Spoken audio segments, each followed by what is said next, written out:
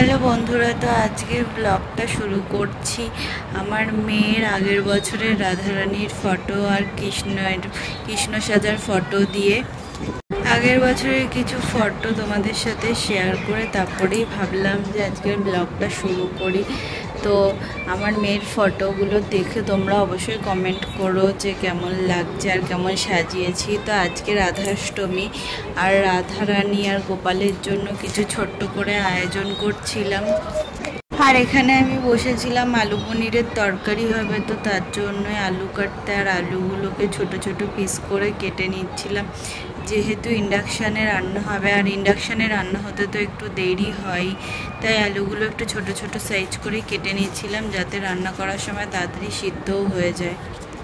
আর তাড়াতাড়ি করছিলাম আমি যাতে গোপালকে তাড়াতাড়ি ভোগ দিতে পারি। এখানে আলু কাটা হয়ে গেছে আর এখানে টমেটো আর আদা ঘষে নিয়েছিলাম পনিরের তরকারি করব বলে। আর এখানে সব সরঞ্জামগুলো ছড়ানো ছিটানো রয়েছে।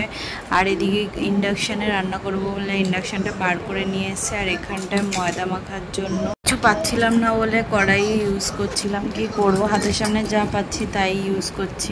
তো ওর মধ্যে ময়দা নিয়ে নিয়েছি আর একটু লবণ আর একটু সামান্য রিফাইন অয়েল দিয়ে দিয়েছি ময়দা মাখার জন্য। আর ঠাকুরকে ভোগ দিতে গেলে সবার প্রথমে লুচির কথাই মনে পড়ে, কারণ লুচি ছাড়া তো ভোগটা একটু অসম্পূর্ণই থেকে যায়। তো অন্যের সাথে লুচি হবে না, এটা তো হয় না। অন্য না করলেও বেশিরভাগ মানুষই লুচি করে দেয়, লুচি আর একটু মিষ্টি জিনিস থাকলেই হয়ে যায়। আর ওদিকে আমি পোলাওয়ের জন্য কাজুগুলো বেছে নিচ্ছিলাম আর একটু পরিষ্কার জলে ধুয়ে টুয়ে নিয়েছিলাম। আর ওদিকে কিশমিশ নিয়ে নিয়েছি, এবার ভিজিয়ে রেখেছি। এবার পোলাও করব, যেহেতু পোলাও করার আগে সব ভিজিয়ে রাখছিলাম বাটিতে। তারপর এখানে সুজিটা ভেজে রেখেছিলাম ঘি দিয়ে, সুজির হালুয়া করব বলে। আর ওখানে লুচিওয়ালা স্টার্ট করে দিয়েছি। আর এখানে কড়াই বসিয়ে দিয়েছি গরম হওয়ার জন্য। তো কড়াই গরম হয়ে গেছে, এবার কড়াইয়ে তেল দিয়ে দেবো। আর আমি এখানে বেশি তেলে লুচিগুলো ভাজিনি, কম তেলেই ভেজেছি। আর আমার এই ভিডিওটা প্লিজ পুরোটা দেখো, স্কিপ করে দেখো না। আর তোমাদেরকে বলে রাখি যে এই ভিডিওটা দেখে অবশ্যই চ্যানেলটাকে সাবস্ক্রাইব করে একটা লাইক তো অবশ্যই করে দিও। তারপর আমি একে একে ময়দার লেচিগুলোকে বেলে নিচ্ছিলাম লুচি ভাজবো বলে।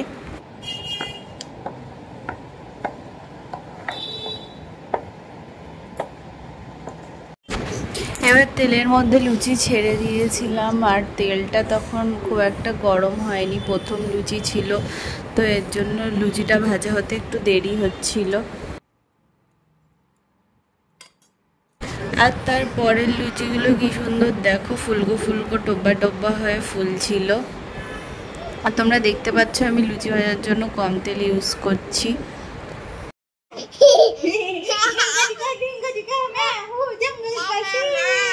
এখানে কুকারে আলু সিদ্ধ বসিয়েছিলাম, তারপর পাঁপড়গুলো একে একে ভেজে নিয়েছি।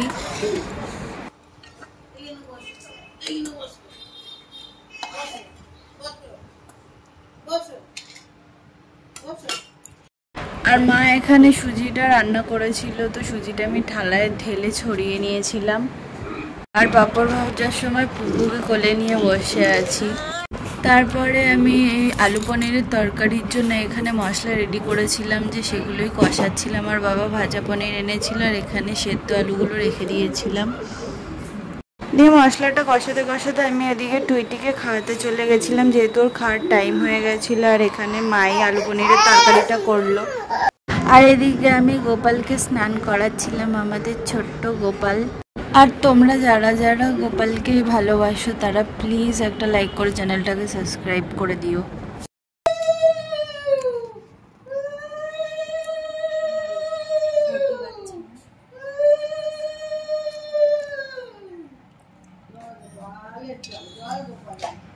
গোপালের পর কৃষ্ণকে স্নান করালাম।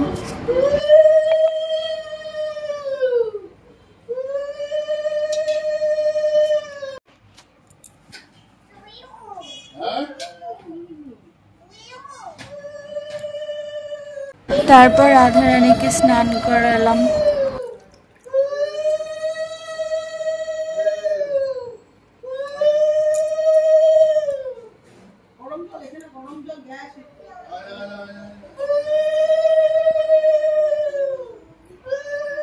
আর মা ওদিকে পোলাও রান্না করছিল। এত সুন্দর পোলাও রান্না করে না আমার শাশুড়ি মা, একেবারে সেন্ট এত সুন্দর বেরিয়েছে। আর তো গোপাল রাধারানীর নামে যেহেতু করছিল, যেন সেন্টটা আরও বেশি ছড়িয়েছে। তারপরে আমি ঠাকুরকে স্নান করিয়ে জামা প্যান্ট পরিয়ে ফুল টুল দিয়ে সাজিয়ে দিয়েছিলাম সুন্দর করে।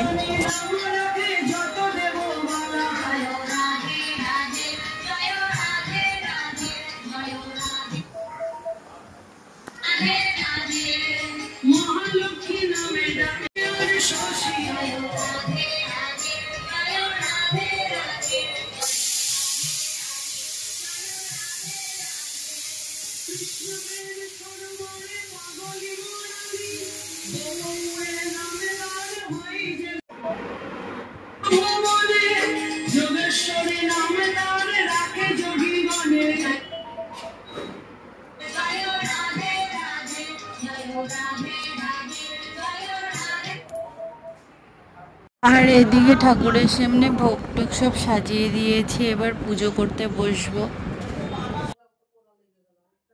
আর আমি ঠাকুরের জায়গাটা কেমন সাজিয়েছি, ভালো না খারাপ অবশ্যই তোমরা জানিও কমেন্টে। আর এদিকে ঠাকুরের জন্য যে ভোগ রান্না করেছিলাম তোমাদেরকে দেখাচ্ছি। লুচি করেছিলাম, আর এখানে আলু পনিরের তরকারি হয়েছিল, পোলাও হয়েছিল, পাঁপড় ভাজা, এটাও পোলাও, এখানে 5 রকমের মিষ্টি, ওখানে বড়া মালপোয়া, দই, ফল, আর এখানে সুজি, কাজু কিশমিশ দিয়ে সুজির হালুয়া। আর এদিকে হাতের সামনে ঠাকুরের সরঞ্জামগুলো সব নিয়ে নিয়েছিলাম।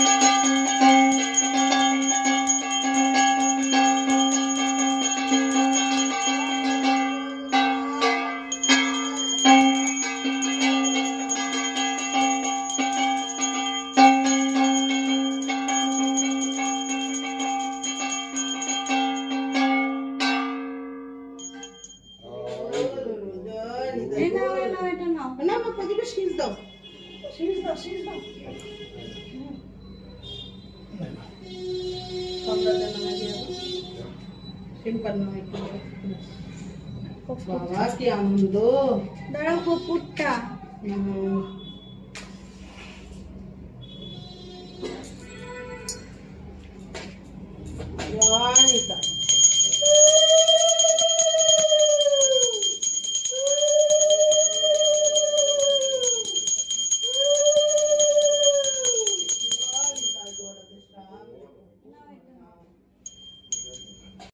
আর এদিকে পুজো দেওয়া কমপ্লিট হয়ে গেছে। আর এদিকে আমি এত খুশি তোমাদেরকে বলে বোঝাতে পারবো না। আমি আর মা মিলে সত্যি বাচ্চাটাকে নিয়ে যে করতে পেরেছি এটাই অনেক বেশি আমাদের কাছে, যে ঠাকুরের জন্য কিছু করে উঠতে পেরেছি।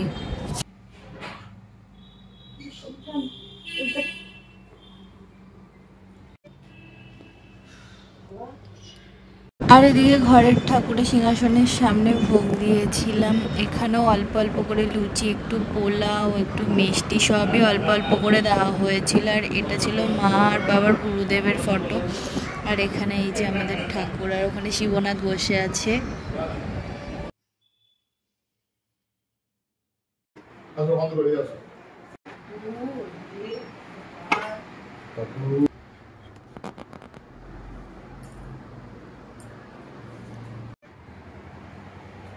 নমো করো, নমো নমো, নাচি নাচি, জয় জয় গোপাল। খেয়েছো প্রসাদ? ভালো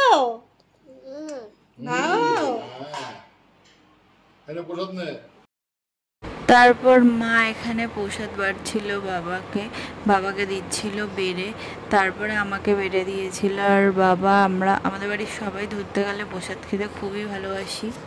আর আমাদের এই ছোট্ট গপুকে এত কিছু করে দিতে পেরে আমি সত্যি খুব খুশি।